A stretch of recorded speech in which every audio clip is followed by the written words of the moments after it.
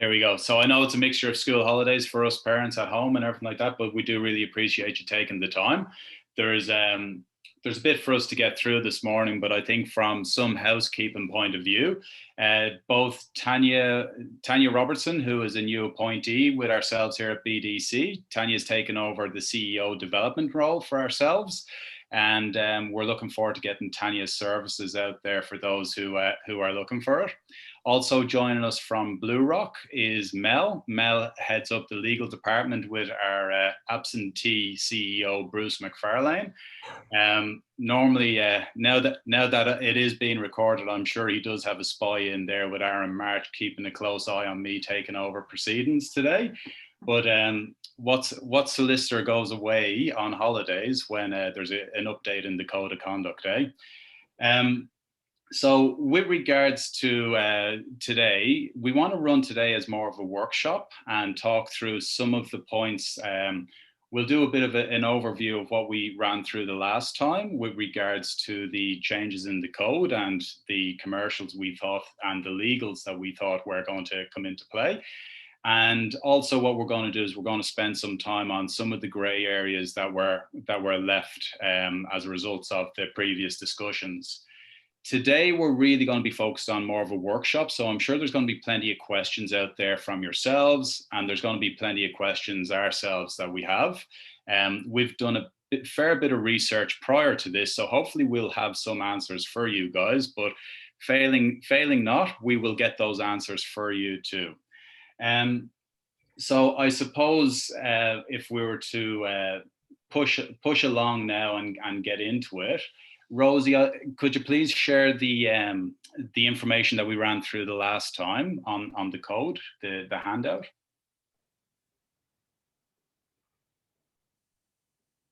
If you're there, Rosie.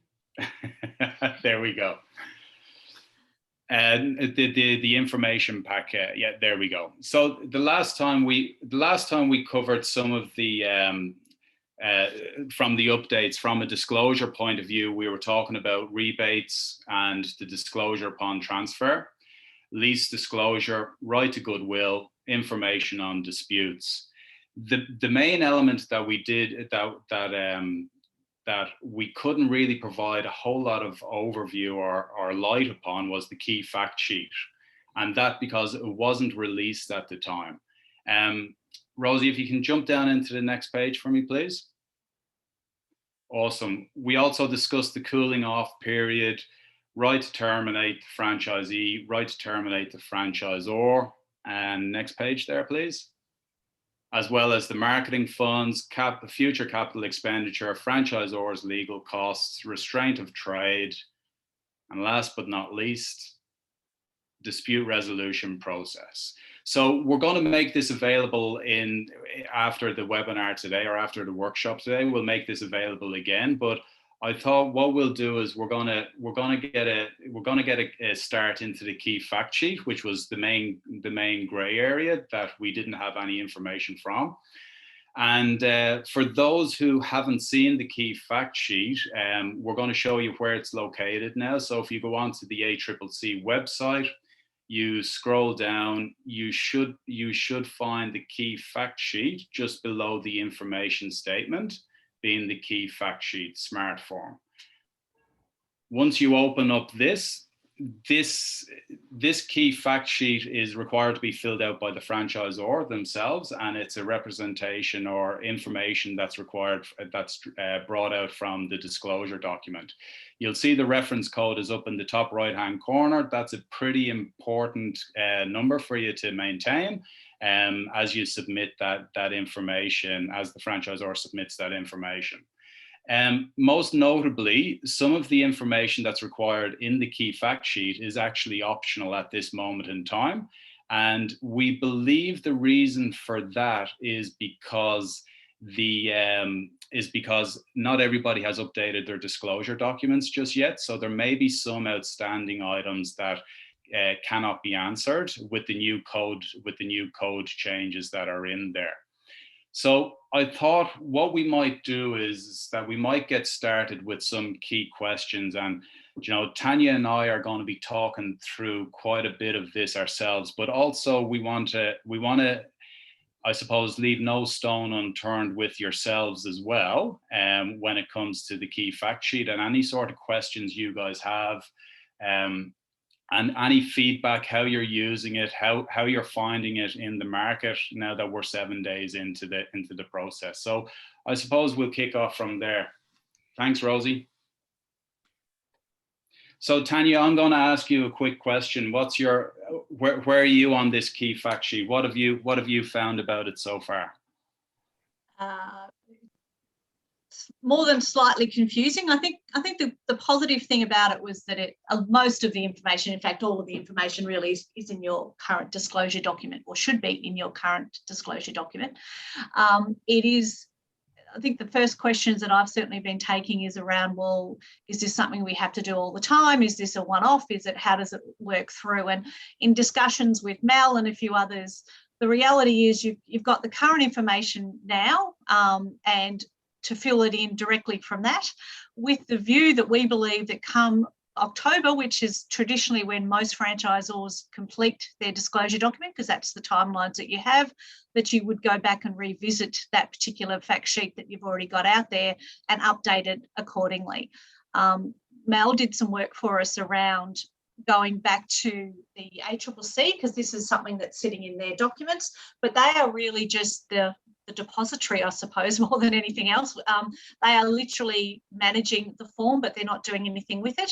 And the information on that form actually gets deleted 7 days after you've submitted it. So what will happen is you'll submit the information, you'll send it off, you will then receive an email to whatever email you've put on the bottom of that particular document. That will be sent back to you, and the completed form in a PDF file.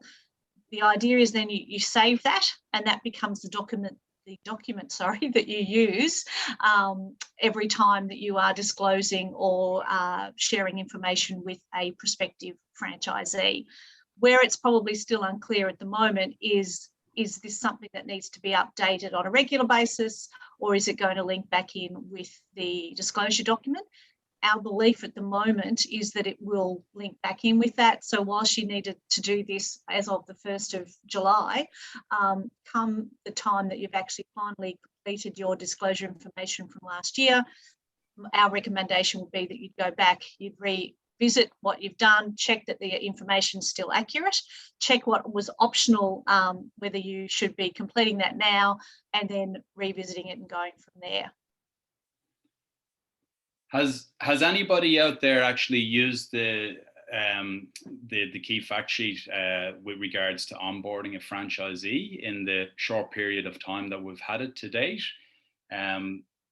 Would love to know the experience, feedback that's happened so far with regards to the recruitment. Dean, you happen to be someone that I'm seeing on my screen, so I'm going to pick on you. Have you done anything with it? Have you had a need for it yet? Dean's on mute. Sorry, Dean, you're on mute. No, still on mute. Oh, technology, you gotta love it. Yeah. That's okay. How about you, Kim? Have you guys at Sanchuro had any sort of experience with it? Oh, he's back. Yeah, sorry, I worked it out eventually. Sorry. Unfortunately, I was nodding my head, Tanya, anyway, to say, no, I haven't had an immediate need. And I've got to say, I haven't rushed out and feverishly done this, because, like I said, there's a lot of TBCs still throughout this. And I was probably like a lot of guys lining this up with stuff that I was going to do in a few months' time. I don't have an immediate franchise need right now. So, from that perspective, I probably can't shed any sort of practical light or anything, to be honest. Yes. Okay. Yes. Anybody else out there had it? Back to me, asked me. I will need one I'll need to use them very, very soon. I've got a few agreements that we need to get sorted. So our internal lawyer is working through that at the moment. Hopefully it's going to be ready in the next week or so. But yeah, haven't used it yet. Just waiting to see the finished article. Yes. And even in the recruitment company that we run here with BDC, we're of the same approach as well. We've got quite a number of deals on the line, and now we're being held up progressing those now due to the new disclosure requirements. So it's actually just pushed back. There's a few people who are signing on leases, et cetera, and now that we've got these new disclosure requirements, we have to push back all of the timeframes and everything like that. So it is, and explaining to the prospects that we now have to provide you with this information on top of all the other information as well. It's just, it's a bit of a hurdle there. But I suppose some if we were to run through some of the questions that we had with regards to the key fact sheet, are people filling it out themselves, or are they going to get their legal counsel to fill it out? For example, Kim, you said you had your solicitor fill it out. I'm referring to our internal. Yeah, I'm referring to our internal legal counsel. So we will do that. Whether we will then have it issued, I think we'll be issuing it directly. But she is working through it. She'll probably, pass it over to our external lawyers to make sure it's okay. But she's working on that at the moment. Yes. And basically, Mel, I'm going to flick to you just with regards to this question on filling it out. Is there any sort of indication or implications if the information is incorrect and people cross-reference across to the disclosure document? Like, people can make mistakes when filling out these forms. That's right. I mean, I think it's the same with everything. If it was an honest mistake, there's not going to be too much of an issue as long as it's corrected as soon as possible. The information is going to be coming pretty directly from the disclosure document. We were discussing just before we got online, I think possibly the hardest question to answer is going to be about the approximate capital setup costs of establishing the business, because in the disclosure document, I'm sure most of you have got ranges of costs, whereas it appears that you have to pick a figure to put in the key fact sheet, which is more or less impossible for it to be accurate. Again, it sort of just comes back to the whole misleading and deceptive argument that franchisees might make, I suppose, as far as consequences of it being inaccurate. So it's important to get it to make sure it's as accurate as possible. There are penalties that apply for not updating it annually, as you're required to do with the disclosure document. But it'd be more disputes going forward that might arise if the information was inaccurate, then franchisors could find themselves in a bit of trouble, I imagine. The funny thing is that the next question that, as Tanya and I were pondering about all of this whole scenario a few days back and planning for this is who's checking this information. So once it's submitted and it's completed, is there anybody, ACCC or the Treasury, who's checking the information? Do you know? No one, as far as I can tell.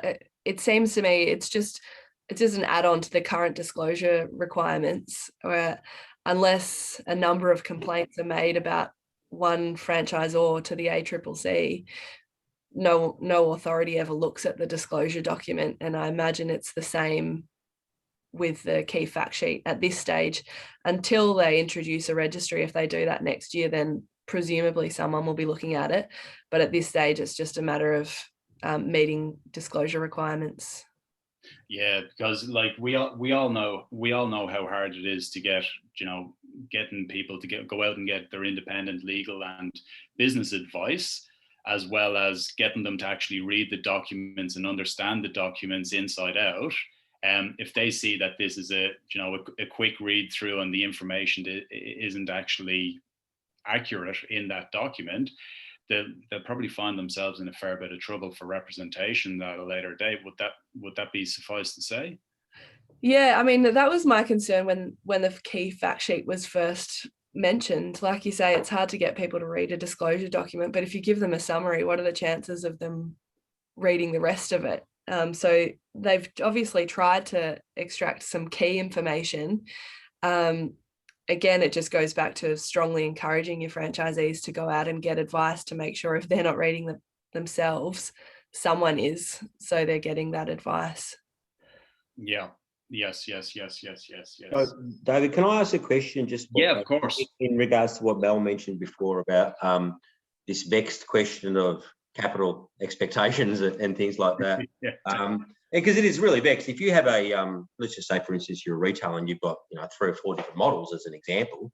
If you're a food business, you might have a kiosk or you might have an inline version, which have got significantly different capital expectations. Are you guys advising your clients to simply put the bigger number in so you're covering your ass, so to speak, or because that's what we're sort of going a little bit like this and erring on the side of caution and saying, well, because I know some of my shops are 600K and some of them are only 350 as an example. And that's fairly substantial range. And if they want a finite number, are you guys advising clients to put the bigger number in? And so then because I'm with you guys, nobody's going to read this. It's going to have no relevance until someone has an issue in the future and says, but I was told, I saw a number on a piece of paper when I first signed it said 350, but my cost was 400 or whatever it is, Yeah, that's right. I mean, I think from a legal perspective, certainly you're safest if you put the biggest number.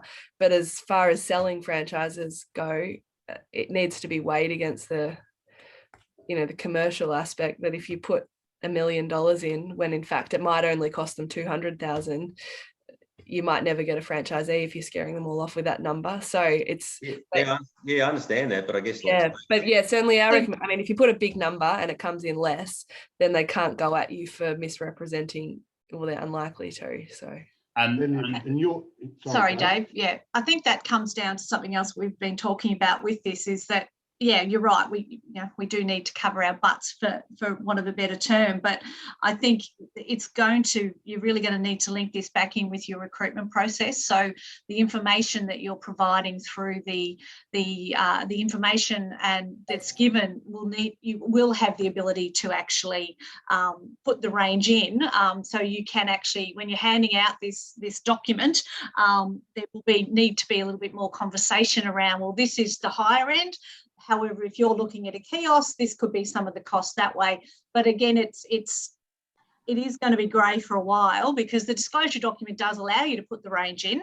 And maybe that's, I know from a 7-Eleven perspective where I've come from, we had all of those ranges in there. And when we would always give the disclosure document and out as a general inquiry anyway, once they've met certain criteria. So maybe that's another opportunity to link the key fact sheet with your disclosure document and give you the opportunity to talk through, well, yep, that's your higher end. However, this is what you're looking at and obviously record all your meetings as you go anyway. Yeah, no, 100%. We've got a question there from Kath Vo. Go ahead there, Kath. Thanks, David. Apologies for my ignorance, but with this key facts form that is part of the new requirement, is anything stopping franchisors from creating their own form to give to potential franchisees, but making sure that they include all the information that's needed? Yeah, it's pretty clear that this key fact sheet must be used via the ACCC. You have to lodge it with them first, and then you provide the key fact sheet along with your disclosure document. So it's pretty black and white when it comes to that instruction. Yeah. Okay, thank you. Yeah, and I think our mate at Flooring Extra had a question there as well. Actually, I think Tanya sort of summed it up really. My thoughts were, even with that statement sheet, everything really is still the disclosure document. At the end of the day, if I'm setting up a store and the cost for that franchisee is out by 10,000, well, sometimes that's not our doing either. That's right. So at the end of the day, I think as long as my disclosure document is tight-knit, well, that's what I'll rely on, But do you have to fill in that statement form for every franchisee?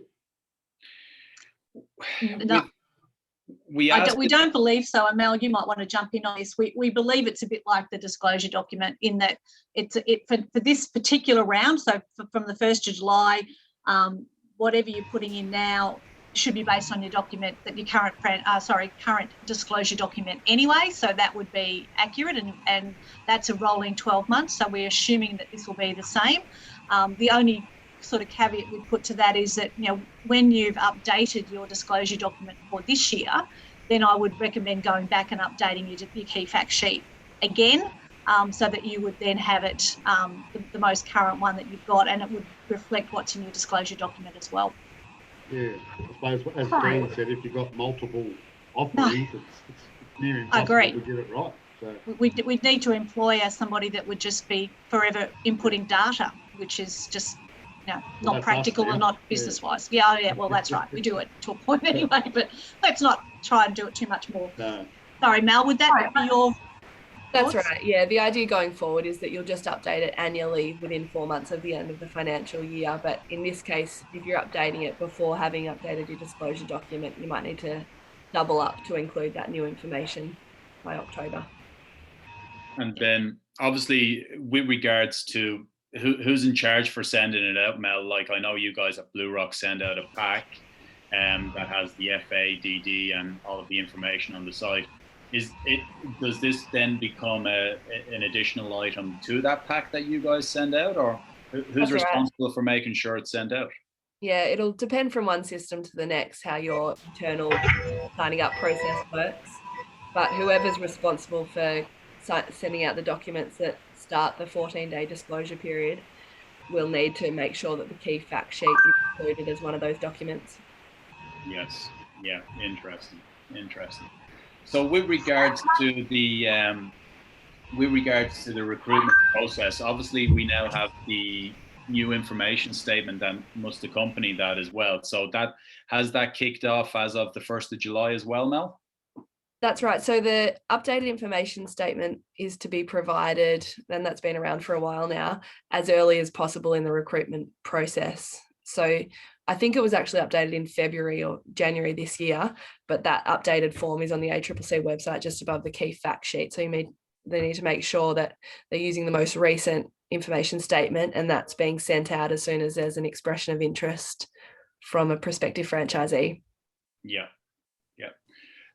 Does anybody have any questions with regards to the key fact sheet while we have Mel on there? Is there any concerns or any, I suppose, any feedback on it?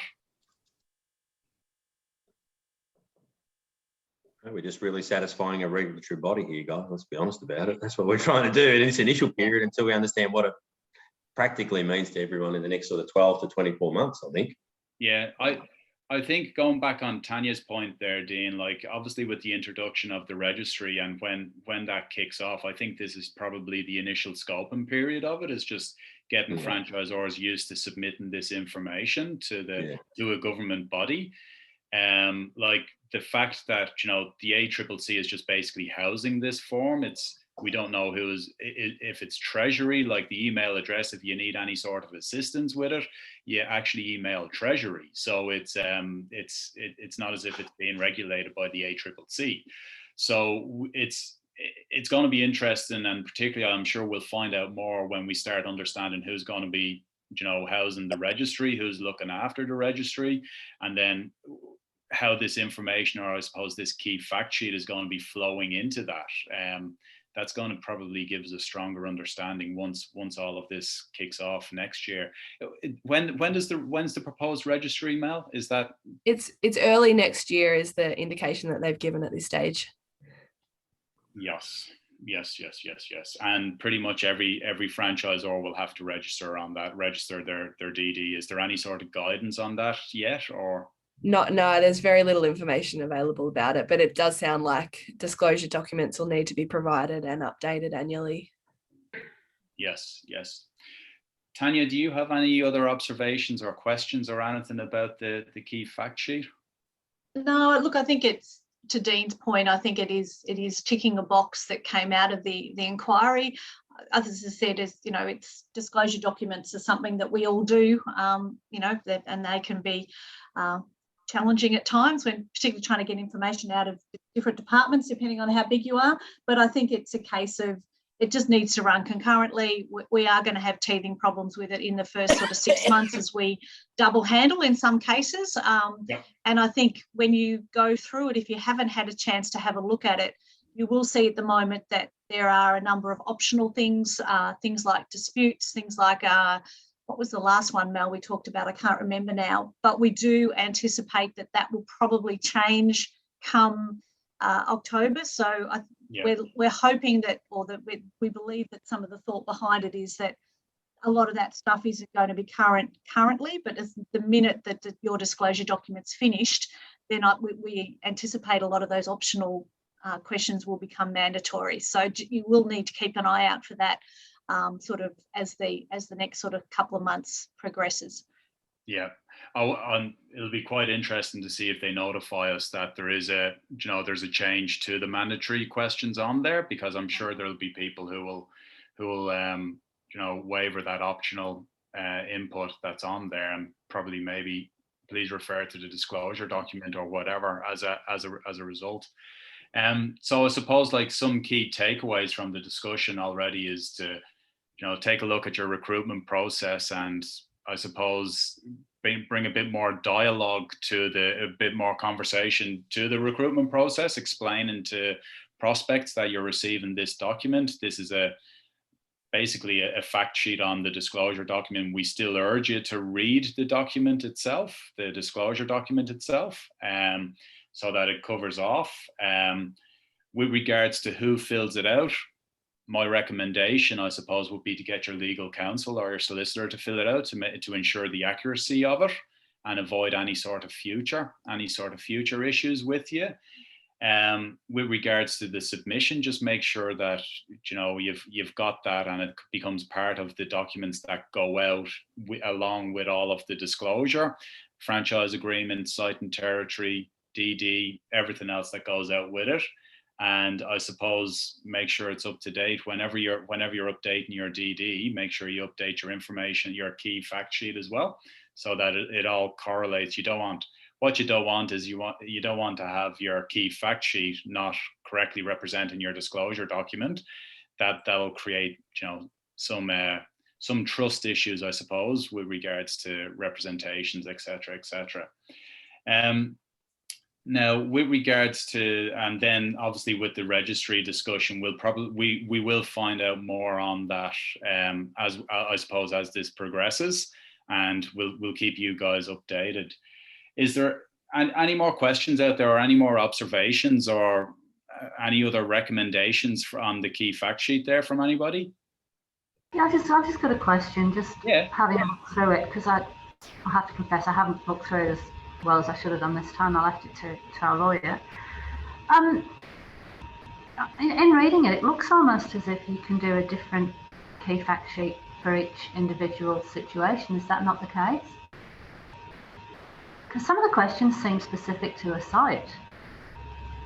Yeah, well, that's. I think the simple answer is, Kim, if you wanted to, yes, you probably could. But I think the reality is that creates a lot of extra work for it, and I don't believe that was the intent. Yeah. Yeah, I understand. I'm just saying in terms of those major concerns earlier with regard to the capital expenditure statement. Yeah. So if you've got 3 models in your system, perhaps you could have one for each model. Yeah. Yeah. Absolutely. You've got something like that. Also, I noticed that you do have up to 1,000 characters. So whilst you might have to put a fixed amount in there, it looks like there's possibly some room to put an explanation that this is based on the higher end, or the prices vary, or whatever. So I don't know. It looks like there's a degree of flexibility in there.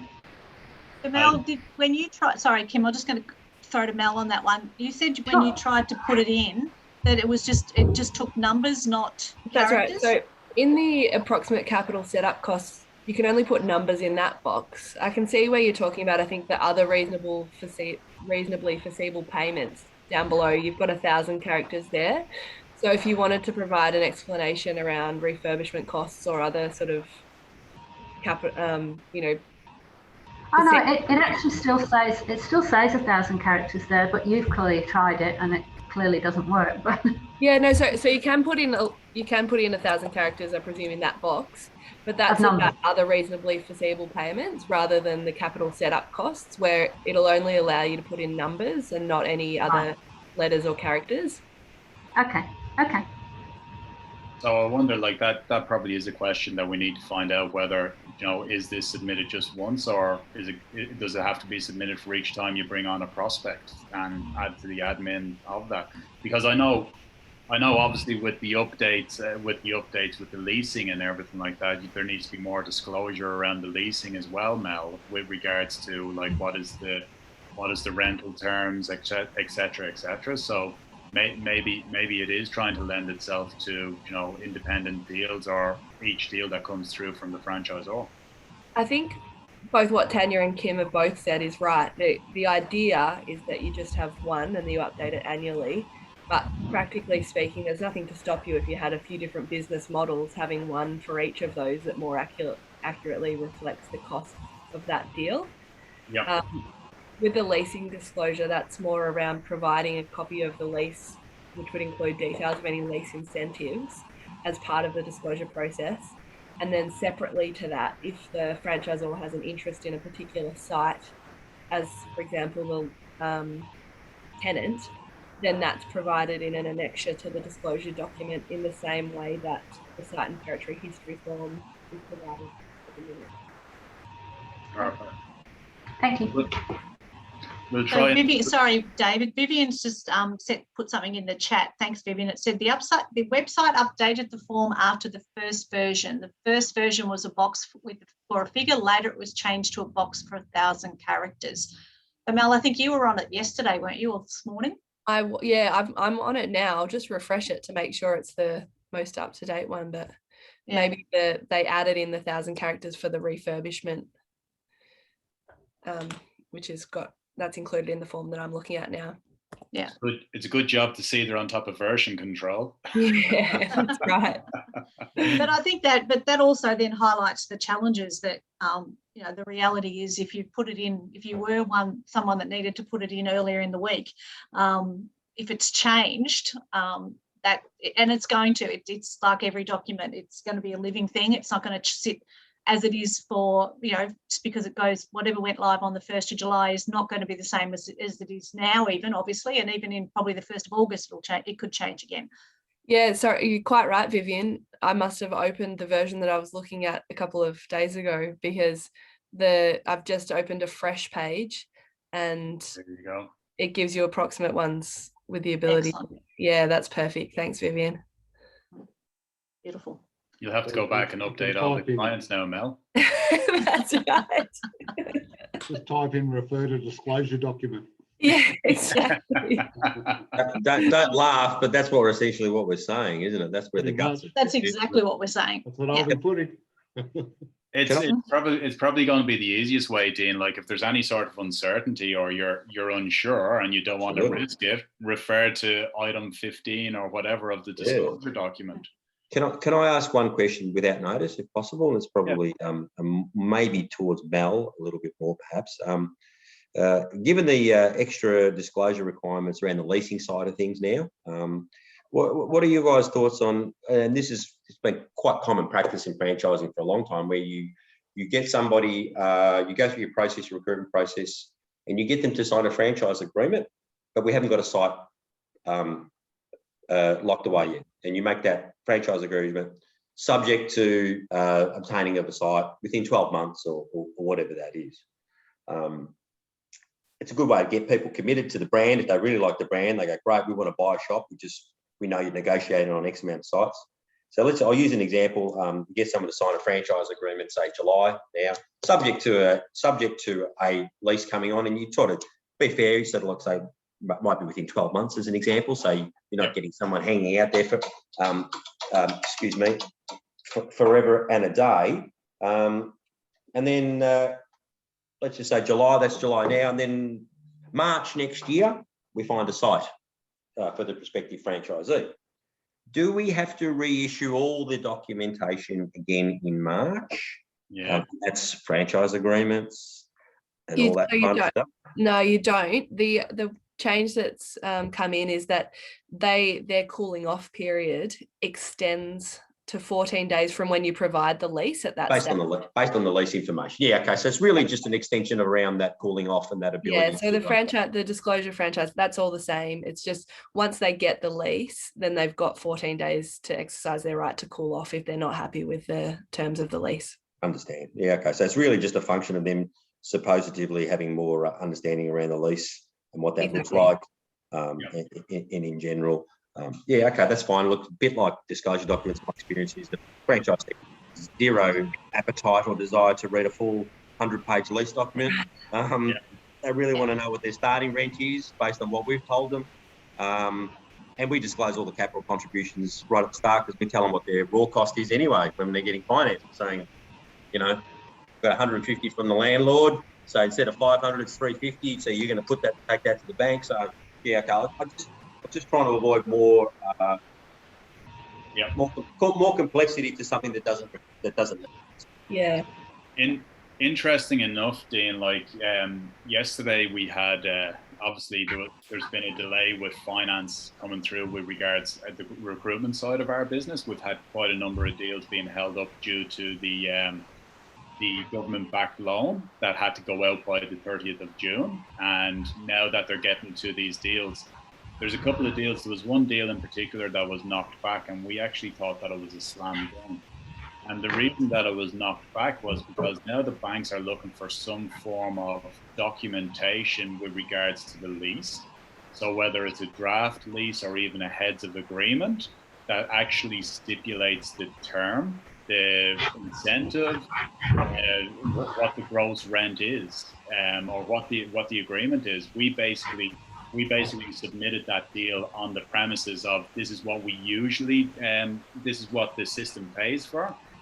We want to go out and look for a site, but at the moment we don't have a site that's suitable, but we still need to get finance, and that deal was knocked back. So it's going to be quite interesting to see what the financiers are going to be doing, or the lenders are going to be doing in the coming months with regards to that chicken and egg process. Yeah, I'm not sure if that says more about their appetite to lend businesses and franchising at the moment, as opposed to because you're right. I mean, every finance company wants to know what your tenure is. They want a repayment that sits around that. But yeah, look, I haven't heard of banks saying, no, we're not going to give you a finance until we see a document that's got the lease. Most of my guys have been able to show them a lease license agreement, which we have in conjunction with the franchise agreement. It says that they've got occupancy, and then we show them an offer that we've negotiated, even if it's the heads of agreement or a memorandum of understanding, and it's satisfied. So, but yeah, I don't know how much about finance in general at the moment, and how they view risk. But I do think that extra information, Dean, that you've just talked about is probably really what they need. They just want that level of comfort that there is something there already, and then the actual, because they're like everyone else. They're not going to read 100 pages, however long the lease pages are. They just want the cover sheet. They want the bottom line. This is the tenure, this is what it's going to cost, this is that, and then marry that up with everything else that goes with it. Yeah, awesome. So is there any other questions or any other observations or anything with regards to the key fact sheet? We're all good? Excellent, fabulous. So I suppose with regards to just a couple of more items that we wanted to run through that obviously catching up from our last meeting was with regards to the greater disclosure requirements. Like now that we've gone out there and we've got we're updating, we've got the code of conduct, we're updating the disclosure documents. One of the main discussion points that we had the last time was with regards to the rebates. Does anybody have any questions or queries that now that we've got these requirements around disclosing the rebates? Any feedback or any issues with suppliers or anything like that? Has it? And I think one of the conversations I had a couple of weeks ago is that a number of franchisors have actually actively gone out and spoken to suppliers. So have actually got on the front foot and said, this is now what is required. Because the suppliers aren't, unless they're in, that's all they do is franchise, and they wouldn't be across half of what this is now. So have people started to have those conversations? And if yes, what's been the feedback? non-complimentary. Be a word I would use in a commercial sense. Yeah, look, some of our major suppliers were just aghast at the fact that, like, are you serious? You mean we're going to tell people the deals we're giving you? And I said, yeah, essentially, yeah. And any other franchise client that you've got will be asking the same thing too. Yeah. They're like, well, that sort of goes against the grain of commercial capitalism, I guess, if you want to call it. Yeah, true. It's not our preferred option either, but we're all in the same boat. Yeah. So, you know, we all have to disclose exactly what that looks like. Were they even aware, Dean, like when you had the conversation with them, were they even aware of the change, or was it like, this is news on me? No, a bit like what Tanya was saying. Unfortunately, as much as we love franchising, not everyone hangs off every single proposed change or anything like that. I mean, look, as an example, my coffee supplier is a global supplier. So they're like, really? And they're just like, for them, it was like, okay, it's not ideal because it means that people are going to see what we're providing you, and you know, and if they have intel or they have other contacts, it's not necessarily what we want. So it's like anything. Everyone would prefer to keep this stuff commercial in confidence because it is really commercial in confidence sense. And they have no issue with us listing who we get rebates from. But when you start talking quantums and all that sort of stuff, yeah, it gets a little bit, you know, if I'm a good negotiator and I happen to screw a good deal, you know, so my supplier doesn't want that being necessarily disclosed to their competitors and other clients of their own that probably may or may not be getting similar terms. Yeah. So it does open some interesting conversations, doesn't it? You know, because you know, most customers think that they're the loved child of the supplier, and all of a sudden to find out that maybe they're not. The conversation is going to have to sit with the supplier in a lot of cases, which is the last thing they want. Yeah, I've just said to our guys that we will not be negotiating with suppliers in the second half of any year forever and a go, where everything's going to be done the first half of the year when we forget about the updating of the disclosure documents in the second half of the year.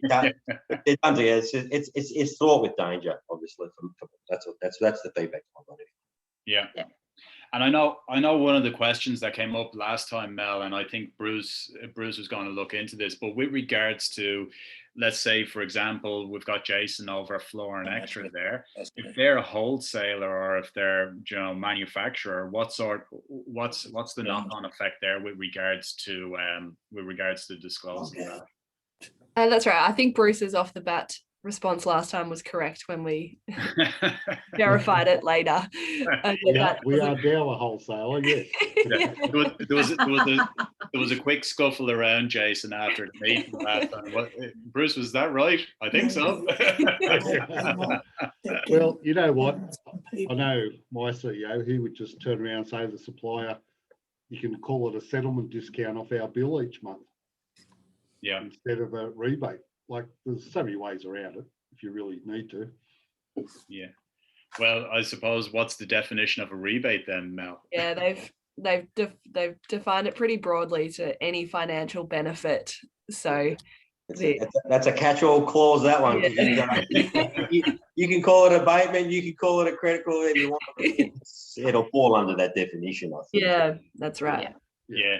And with regards, so let's say if the franchisor is manufacturing it themselves and there's a markup there, Mel, is there any need to disclose that, or is that just part of doing business? Not where the franchisor is the manufacturer and supplier directly.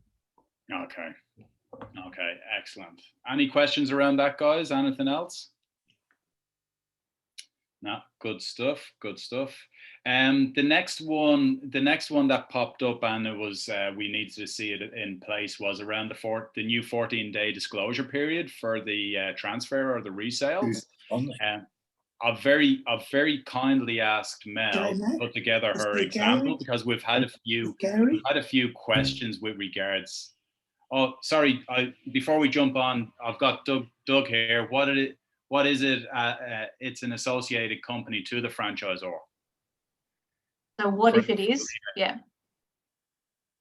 I believe it extends to associates of the franchisor, because obviously that would be a very easy get around if it could be a related entity, but I'm quite confident that it's a financial benefit to the franchisor or any of its associates. Okay. Okay, so if you have a holding company out the side that does all the transactions and then basically transacts with the franchisees as the, I suppose, the supplier, well then those rebates will have to be disclosed. Yeah. Yeah. Okay. Perfect. Perfect. The next one, guys, where there was a bit of I suppose a little bit of confusion, because we've had a few questions ourselves, even with regards to resale or selling an existing location, was the 14-day disclosure period for those resales. So as I mentioned earlier, we very kindly asked Mel to get our example ready again to talk through it, like in these circumstances. If so, Mel, I'll let you take it away if you like. Yeah, sure. So I think we're talking about the cooling off period on transfers. Yeah, the cooling off period on transfers. Yeah. So there was a bit of confusion around how that would apply where there was a business being sold and settlement was affected, and whether the 14-day cooling off period extends beyond that and how that deal would need to be undone. And it was all sounding very complicated. But as it turns out, the cooling off period expires when the sale of business is completed, or 14 days after they sign the transfer of the franchise agreement, so that there's not going to be a situation where they settle and then have a cooling off period as a result of these changes. But also that only applies where a franchise agreement is actually assigned or transferred, whereas the majority of our clients, certainly it's our recommendation that if there is an assignment or a sale of a franchise business, the incoming franchisee signs a new franchise agreement. So the cooling off period hasn't been extended there, but of course it applies. So as was the case prior to these changes, there needs to be a timeline in place that allows for the incoming franchisee to have been provided with the documents at least 14 days before settlement, so that the cooling off period has expired before they take over the business. And I suppose the recommendation around that, guys, whoever's doing the recruitment, or obviously working with brokers or whatever, make sure you've got the defined timelines in place. So like the key steps along the way to ensure that you guys are abiding by the new change. So recommendation would be to have a Gantt chart or something like that that clearly defines those timelines, so that you're very similar to your 14-day cooling off period with regards to disclosure, that you're working it into the transfer as well based on those chain reactions, I suppose. Is there any questions from anybody around that? Has anybody had to deal with a resale in the last 7 days, or is currently dealing with one that's going through that process now? No, all good. All good. Nobody shut the doors after the fin year. That's positive.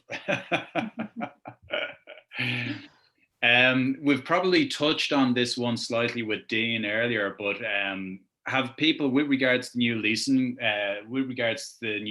disclosure requirements and everything like that, have people actually gone out and have discussions with their landlords just yet with regards to disclosing those T's and C's? And if so, what has the feedback been?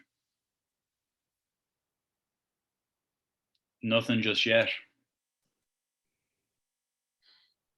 So I know from a previous life that was, the leasing was always the last thing that came in as a rush. So 7-Eleven hold the leases anyway. So from that perspective, it was our challenge. But we believe we would be caught up in that as well. So for us, it was, I believe that there was in fact, I know that there was a concentrated effort to start conversations with our landlords. We've got a lot of, we don't deal with shopping centres and things like that, so they can be, one-off businesses as well as some larger ones as well. But it does feel important to start some of those conversations, that if it is going to slow down either a sale of business or a new sale coming in, a little bit like the supplier conversation, it's a case of, guys, this is now the world we move in.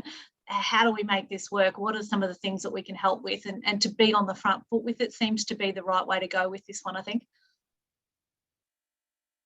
Yeah, I just on that point, then, with resales and transfers, I would have thought that's fairly easy. You've got a current lease anyway. Yeah, there's a sitting lease there. That's really just disguising. It's normally when it's the renewal piece for us was the biggest challenge with some of them, because it's a new agreement, so it falls in under all of the normal things, and and also when a store is selling, because it's like everything else. When the first time round, the leases line up perfectly with the franchise agreement. But if someone sells it 7 years or 13 years, and you've still got a 7+5, it's when those kind of it's the option pieces that can sometimes trip you up if you're not careful. So, or what we were finding as well, and getting landlords to kind of agree to that sort of stuff can be challenging when they're 3 or 4 different family members and all the other fun stuff with that. It's more, as I said, it was more just an FYI for those, particularly those that we knew were coming up in the next couple of years. Not, you're not going to go out 8 or 10 years, but if we keep a pretty good track, 700 plus stores, so there's a lot of leasing out there, to track those that were coming up and starting some initial conversations around what was going to be required. Depends on how you manage it, really. So yeah, it just becomes part and parcel of that whole process. Yeah. And I suppose there's just 1 or 2 other things, that grey areas from the run sheet that we had from previous, was with regards to the dispute resolution process.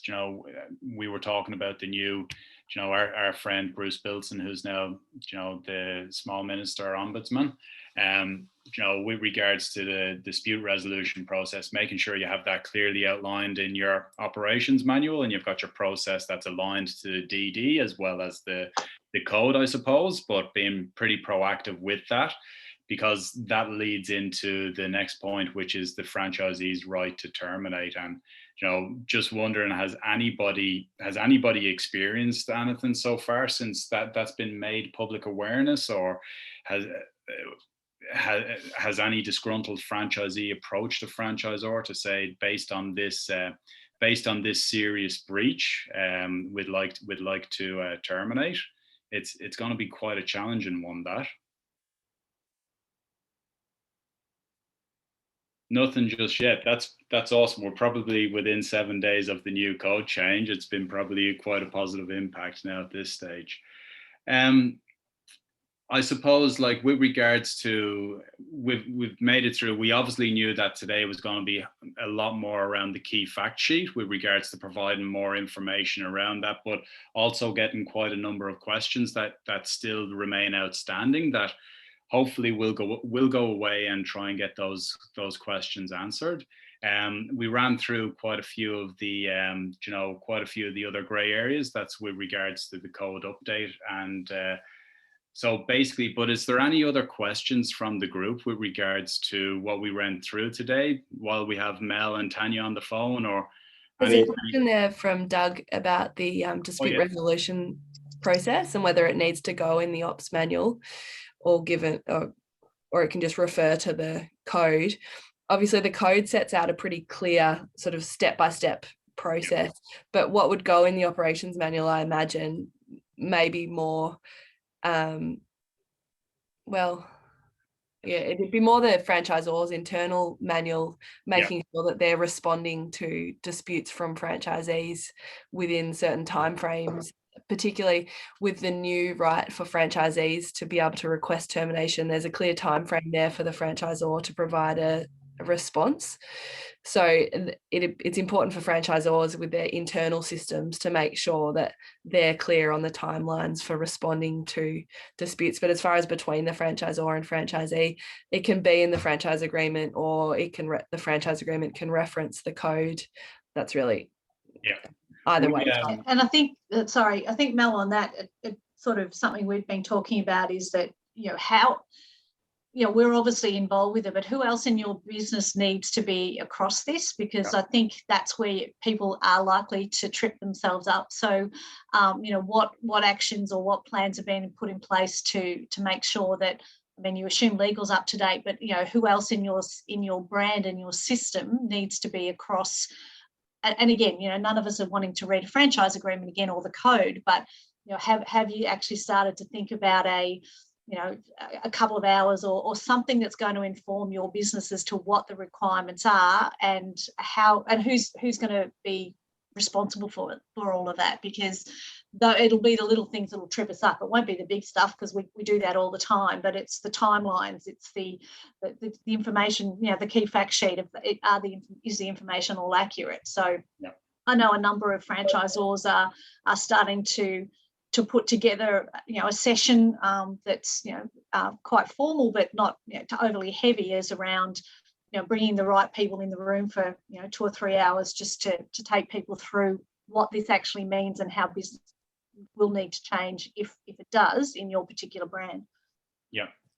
And even just in relation to the ops manual there, like such things as, outlining the franchisor's, desired way of dealing with it, but also providing a template for, the letter that they need to write to notify the dispute, to basically give them some sort of structure to the letter, that you're cutting to the point, really, what is the dispute about?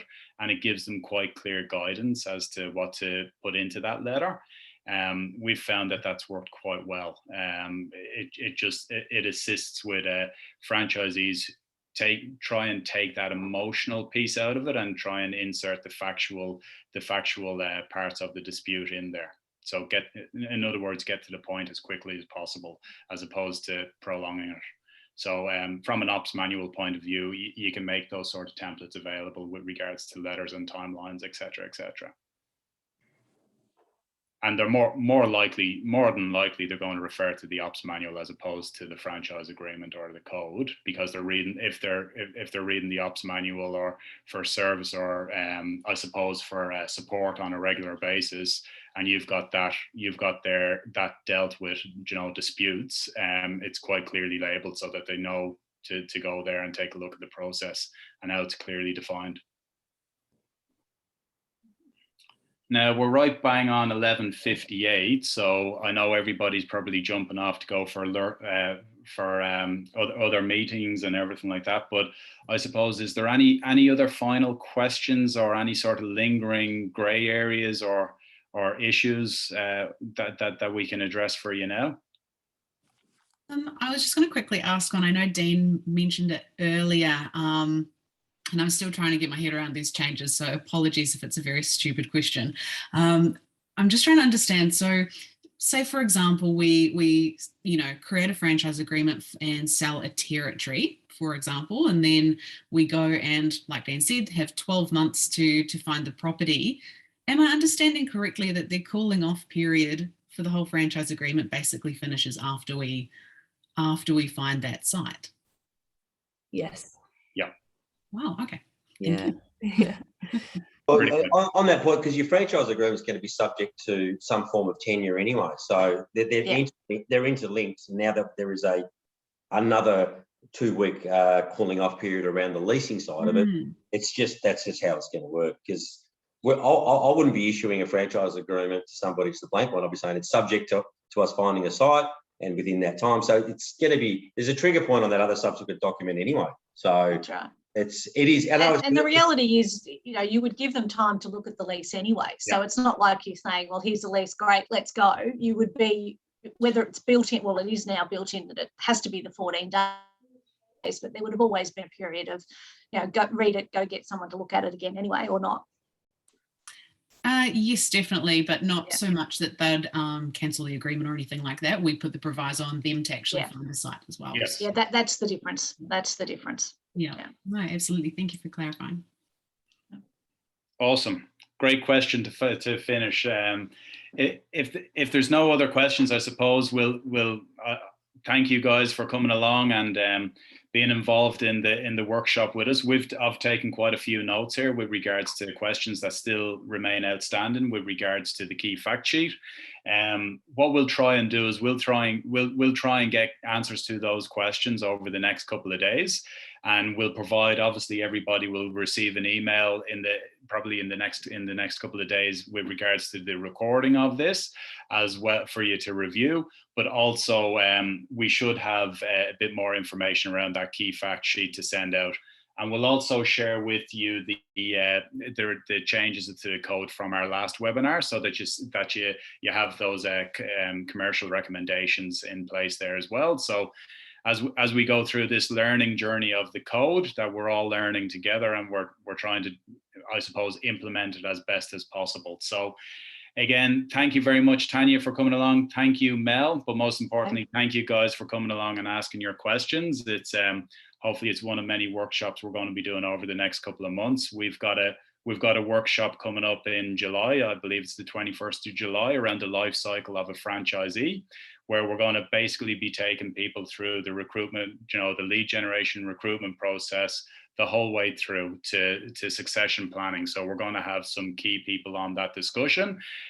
You will receive an email about that over the coming weeks. So would love to see you on there again as we keep these educational pieces going and making ourselves available to answer any questions you guys have. So thank you very much, guys. Thanks, Dave. Thank you. Thanks for your time, guys. Bye.